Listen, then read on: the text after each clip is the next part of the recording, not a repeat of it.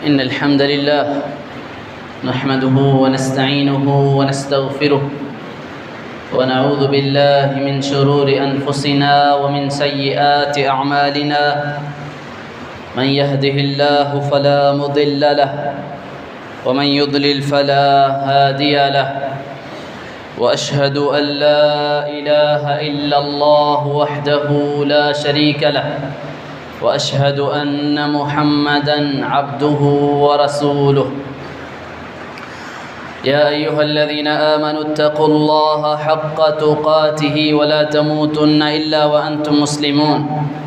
يا أيها الناس اتقوا ربكم الذي خلقكم من نفس واحدة وخلق منها زوجها وبث منهما رجالا كثيرا ونساء واتقوا الله الذي تساءلون به والأرحام إن الله كان عليكم رقيبا.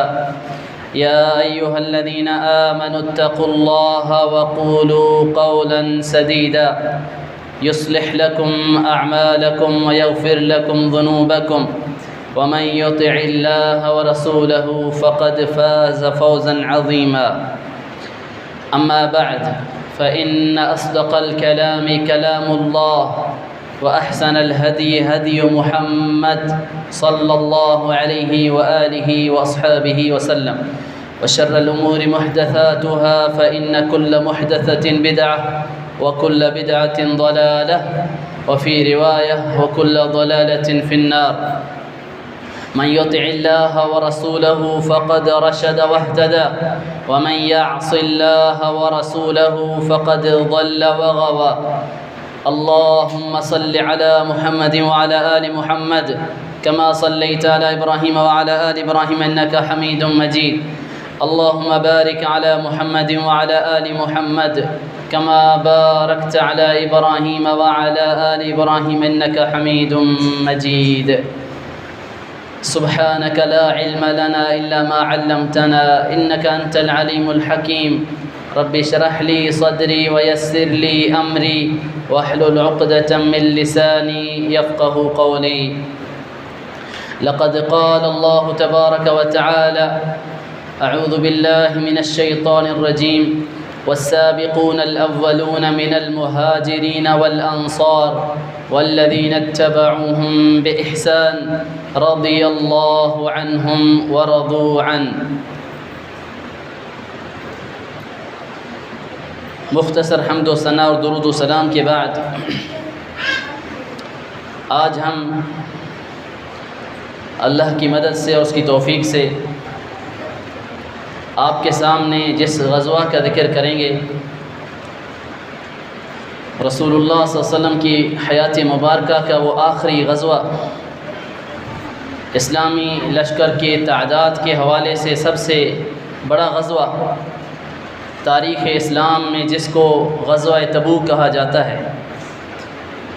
تبوک مدینہ سے 1500 میل دور شمالی مغرب کی طرف یہ علاقہ، رومی جہاں رہتے تھے، عیسائی۔ غزوہ تبوک کی طرف جانے سے پہلے میں ذرا آپ سب کو پیچھے لے جانا چاہتا ہوں۔ معرکہ موتا وہ بھی اسی سرزمین میں جو ہے یہ لڑائی لڑی گئی۔ اس کا سبب بھی وہ صحابی رسول تھے جو اللہ کے نبی کا خط لے کر وہاں پہنچے تھے، حارث بن عمیر ازدی، لیکن ان ظالموں نے اللہ کے نبی کے سفیر کو شہید کر دیا۔ سفیروں کا قتل جنگ کے برابر سمجھا جاتا تھا، اس سے بھی زیادہ۔ رسول اللہ صلی اللہ علیہ وسلم کے پاس مسیلمہ کذاب کا جب قاصد آیا، اللہ کے نبی کو خط دیا، پیارے نبی نے پوچھا تمہارا مسیلمہ کے بارے میں کیا خیال ہے؟ اس نے کہا میں بھی اس کو نبی مانتا ہوں۔ آپ نے فرمایا تھا اگر سفیروں کا قتل جائز ہوتا تو میں تیری گردن اڑا دیتا، تجھے قتل کر دیتا، لیکن سفیروں کا قتل یہ جائز نہیں۔ اللہ کے نبی کے سفیر کو بڑی بے دردی کے ساتھ شہید کیا گیا۔ رسول اللہ صلی اللہ علیہ وسلم اس کے جواب میں موتا کی طرف 3000 کا لشکر سیدنا زید بن حارثہ کی قیادت میں روانہ کیا۔ اللہ اکبر، عجیب و غریب معرکہ تھا۔ 3000 مسلمان سامنے 2 لاکھ کا لشکر، 2 لاکھ کا لشکر، بڑی خون ریز یہ جنگ۔ سب سے بڑی خون ریز جنگ جو اللہ کے نبی کی زندگی میں پیش آیا، کچھ مسلمان شہید ہوئے لیکن ان کو بہت زیادہ نقصان ہوا، پھر بھی مسلمان وہ بدلہ نہ لے سکے جو لینا چاہیے تھا۔ بہرحال مسلمان صحیح سالم صحیح سلامت واپس مدینہ پہنچے پھر۔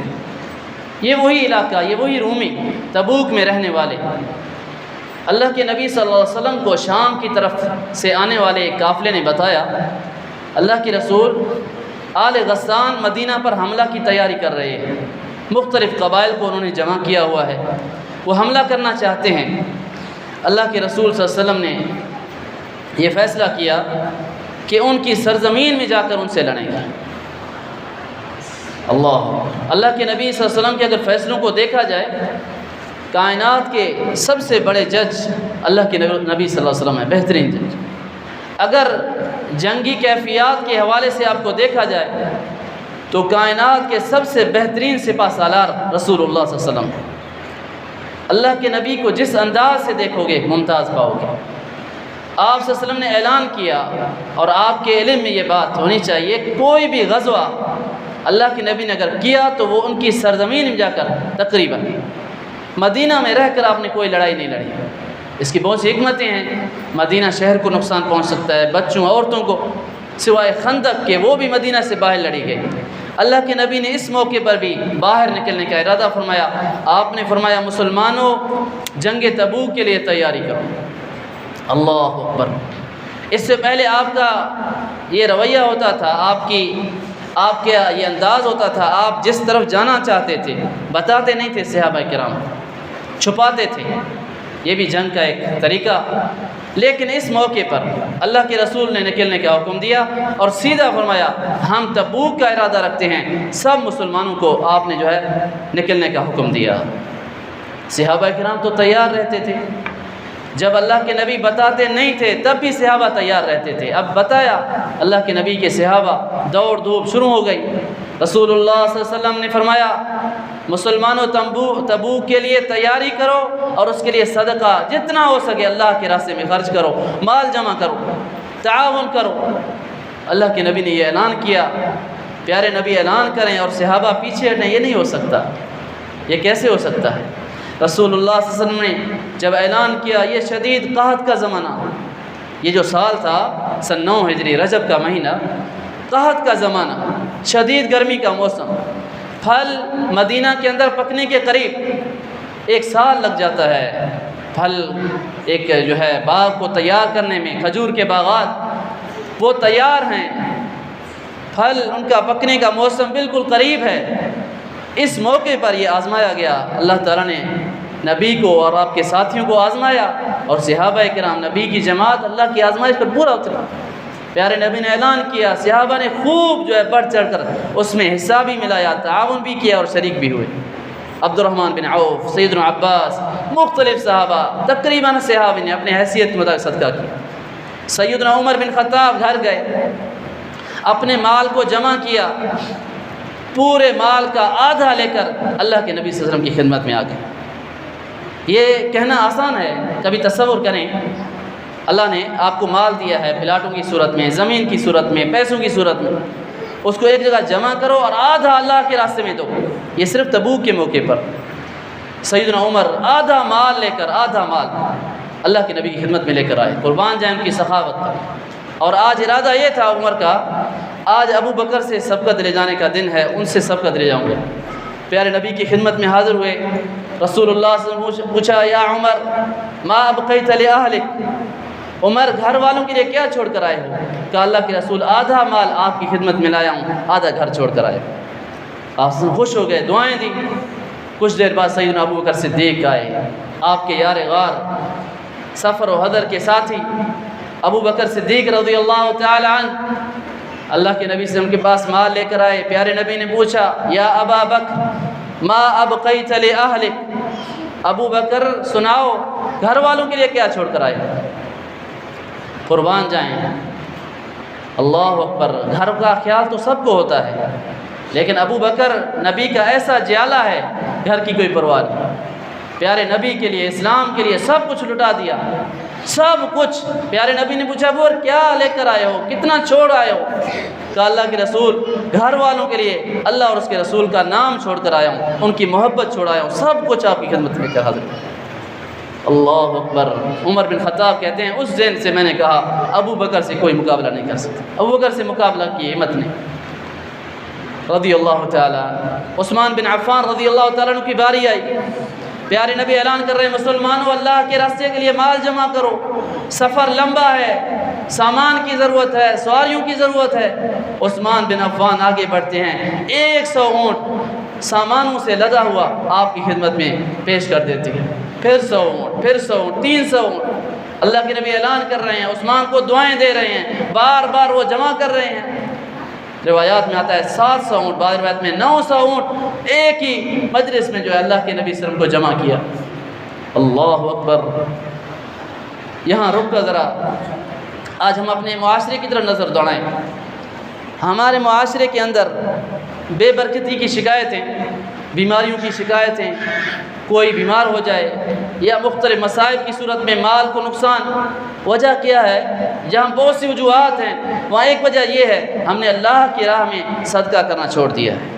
کما حق وہ صدقہ جس طرح کرنا تھا وہ نہیں کیا، بخل سے اللہ کے راستے میں 500 1000 دے کر اپنے آپ کو خوش کر دیتے ہیں۔ پھر یہ مصائب نہ آئے تو پھر کیا آئے؟ بیماریوں کی صورت میں پیسے خرچ ہو رہے ہیں، بے برکتی کی شکایتیں، گھر میں بالکل جو ہے بے برکتی، یہ شکایتیں ہیں۔ نبی کے صحابہ اللہ کے راستے میں بے انتہا خرچ کرتے تھے۔ عثمان غنی کیسے بنا؟ اس طرح اللہ کے راستے میں دے دے کر۔ پھر اللہ کے نبی اعلان کرتے ہیں عثمان بن عفان 70، بعض روایت میں آتا ہے 100 گھوڑے دیتے ہیں۔ پھر اللہ کے نبی صلی اللہ علیہ وسلم اعلان ہو رہا ہے، فوراً گھر جاتے ہیں سیدنا عثمان، 1000 اشرفیاں سونے کے سکے لے کر نبی کی خدمت میں آ کر آپ کی آغوش میں بکھیر دیتے ہیں۔ رسول اللہ صلی اللہ علیہ وسلم ان کو الٹ پلٹ کرتے جا رہے ہیں، ان کو آگے اوپر نیچے کرتے جا رہے ہیں اور فرماتے جا رہے ہیں ما ضر عثمان ما عمل بعد اليوم، ما ضر عثمان ما عمل بعد اليوم۔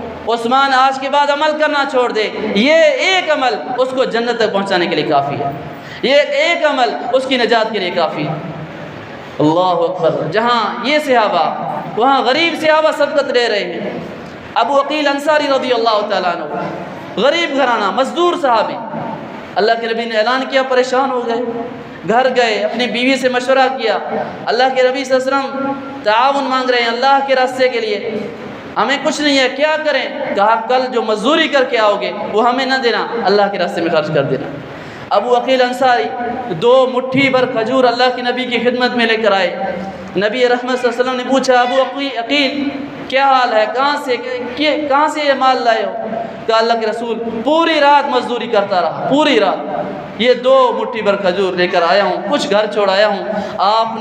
آپ کو یہ ابو عقیل کی صدقہ اتنا پسند آیا، رسول اللہ صلی اللہ علیہ وسلم نے یہ سارا یہ 2 مٹھی بھر جو ہے کھجوروں کے ڈھیروں پر جو ہے بکھیر دیا، ہر جگہ اوپر رکھ دیا، ڈال دیا۔ جی ہاں، یہ نبی کریم صلی اللہ علیہ وسلم کے صحابہ اللہ کے راستے میں اتنا خرچ کیا تبوک کے موقع پر۔ یہاں رک کر میں ایک گزارش کرنا چاہتا ہوں، آج کا یہ پرفتن دور، 1500 صدی کا یہ دور جہاں فتنے ہی فتنے ہیں، آج اگر کوئی بدبخت ان صحابہ پر انگلی اٹھائے، ان پر تبرہ کرے، ان کی غلطیوں کو لے کر مجلس میں جو ہے بیٹھ جائے، یہ کہاں کا انصاف ہے؟ مسلمانوں، آپ سے یہ گزارش ہے ایسے لوگوں کے قریب تک نہ جاؤ، ایسے گمراہ علماء کو مت سنو جو نبی کے صحابہ کے آپس میں جو اختلاف کو ذکر کر کے جو ہے نبی کے صحابہ سے ایک بغض نکالتے ہیں۔ ایک روافض ہیں جو سیدھا کہتے ہیں یہ اشاروں میں، یہ بہت بڑا فتنہ ہے، ان سے بچیے۔ یاد رکھیے، یہ عقیدہ اپنے ذہنوں میں بٹھائیے، نبی کا ہر صحابی جنتی ہے، اور نبی کے صحابہ نے جتنی قربانیاں دی، بعد کے اختلافات، بعد کی غلطیاں، اس کے لیے کچھ نہیں ہے ان کے نزدیک، اللہ نے ان کو معاف کر دیا، اگرچہ غلطیاں ہوئیں اللہ نے ان کو معاف کر دیا، وہ اللہ کی جنتوں میں پہنچ گئے۔ ان سے محبت، صحابہ سے محبت ایمان کا حصہ ہے۔ نبی کے یہ صحابہ اللہ کے راستے میں خرچ کر رہے ہیں، گرمی کے موسم میں جہاد کے لیے نکل رہے ہیں، منافقین مذاق اڑا رہے ہیں، منافقین کہنے لگے عثمان غنی رضی اللہ عنہ صحابہ کے بارے میں یہ تو ریاکاری ہے، اتنا صدقہ کرنا یہ ریاکاری۔ جب غریب صحابہ خرچ کرنے لگے تو مذاق اڑانے لگے، دو دو مٹھی بھر کھجوروں سے یہ کیسر و کسرا فتح کریں گے۔ اللہ اکبر، اللہ کے نبی نے صدقہ کا حکم دیا، عورتیں بھی پیچھے نہ ہٹیں، عورتوں نے اپنے پازیب، اپنی کانوں کی بالیاں، اپنی انگوٹھیاں، سب کچھ اللہ کے راستے میں دے دیا۔ رسول اللہ صلی اللہ علیہ وسلم نے اتنی زیادہ محنت کے بعد 30,000 کا لشکر تیار کیا تبوک کے لیے، پھر بھی حالت یہ تھی ایک اونٹ پر 20 صحابہ، 18 صحابہ باری باری سوار ہوتے تھے۔ رسول اللہ صلی اللہ علیہ وسلم لشکر کو لے کر نکلے، رجب کا یہ مہینہ سن 9 ہجری، آپ صلی اللہ علیہ وسلم نکلے، سنیت الوداع پہنچے، سنیت الوداع پہنچے، وہاں کچھ غریب صحابہ اور آ گئے۔ اللہ کے رسول، ہمارے پاس کچھ نہیں ہے، ہم اس جنگ میں حاضر ہونا چاہتے ہیں، لڑنا چاہتے ہیں، لیکن حالت یہ ہے ہمارے پاس کچھ نہیں ہے۔ اللہ نے سورۃ توبہ میں فرمایا، یہ منظر بیان فرمایا، نبی کے پاس آئے، مانگنے لگے سواریاں، اللہ کے نبی نے فرمایا لا اجد ما احملکم علیہ، میرے مسلمان صحابہ کچھ نہیں ہے، کہاں سے لاؤں، میں کچھ استطاعت نہیں رکھتا، میرے پاس سواریاں نہیں ہیں۔ اللہ فرماتے ہیں تولوا، وہ صحابہ غریب صحابہ واپس لوٹے، حالت کیا تھی؟ وَأَعْيُنُهُمْ تَفِيضُ مِنَ الدَّمْعِ حَزَنًا، رو رہے تھے شرکت نہ کرنے کی وجہ سے، اللہ یجدوا ما ينفقون، کہ ان کے پاس نہیں تھا کہ وہ خرچ کر کے اس جنگ میں شریک ہوتے۔ روتے ہوئے وہ صحابہ واپس ہوئے، غالباً یہی صحابہ جن کے بارے میں تبوک کی واپسی پر اللہ کے نبی نے فرمایا تھا میرے صحابہ جہاں تم گھومے، جس گھاٹی کو تم نے، وادی کو پار کیا، جتنی تکلیفیں تم نے سہی، اللہ نے تمہارے جتنا اجر مدینہ میں رہتے ہوئے بھی مسلمانوں کو دیا ہے، ان کو بھی اتنا ہی ثواب ملا ہے جتنا تمہیں ملا ہے۔ ان کو وہ مسلمان حبسہم العذر، ان کو عذر نے روک رکھا تھا، وہ آنا چاہتے تھے، ان کے پاس سواریاں نہیں تھیں، مجبوریاں، عذر کی وجہ سے وہ نہ آ سکے، لیکن وہ ثواب میں برابر کے شریک ہیں۔ سبحان اللہ، انما الاعمال بالنیات، اعمال کا دارمدار نیتوں پر ہے۔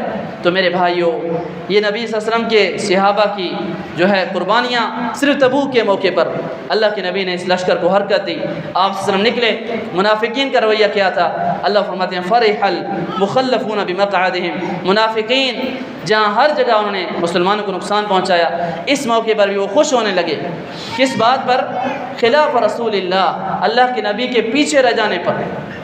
کہہ رہے تھے اس دفعہ مسلمان واپس نہیں آئیں گے یا قیدی بنا لیے جائیں گے، کیونکہ انہوں نے سپر پاور طاقت جو رومیوں سے انہوں نے ٹکر لی ہے، مسلمان مارے جائیں گے۔ پیچھے مدینہ رہ جانے پر خوش ہو رہے ہیں، بلکہ مسلمانوں کو روک رہے ہیں، کہہ رہے ہیں لا تنفروا فی الحر، اس گرمی میں کیا غزوہ، کیا جنگ، لا تنفروا فی الحر، گرمی مت نکلو، مسلمانوں کے دلوں کو توڑ رہے ہیں۔ اللہ فرماتے ہیں قل، آپ فرما دیجئے نار جہنم اشد حرا، جہنم کی آگ بہت زیادہ گرم ہے، جہنم کی آگ اس سے کہیں زیادہ گرم ہے۔ لو کانوا یفقہون، کاش کہ یہ سمجھیں، فلیضحکوا قلیلا، یہ منافق ہنس لیں، ولیبکوا کثیرا، ان قریب یہ روئیں گے، بہت روئیں گے۔ اللہ اکبر، منافقین کا یہ رویہ جنگ تبوک میں آگے بھی ان کی جو ہے وہ نظر آئیں۔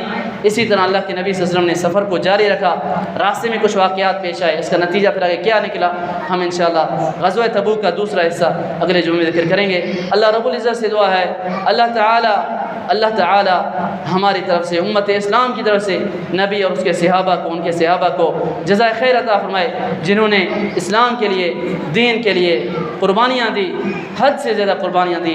اللہ تعالیٰ ان کو جزائے خیر دے، اللہ ہمارے دلوں کو ان کی محبتوں سے بھر دے، اللہ ہمیں نبی صلی اللہ علیہ وسلم اور ان کے صحابہ کے نقش قدم پر چلنے کی توفیق عطا فرمائے۔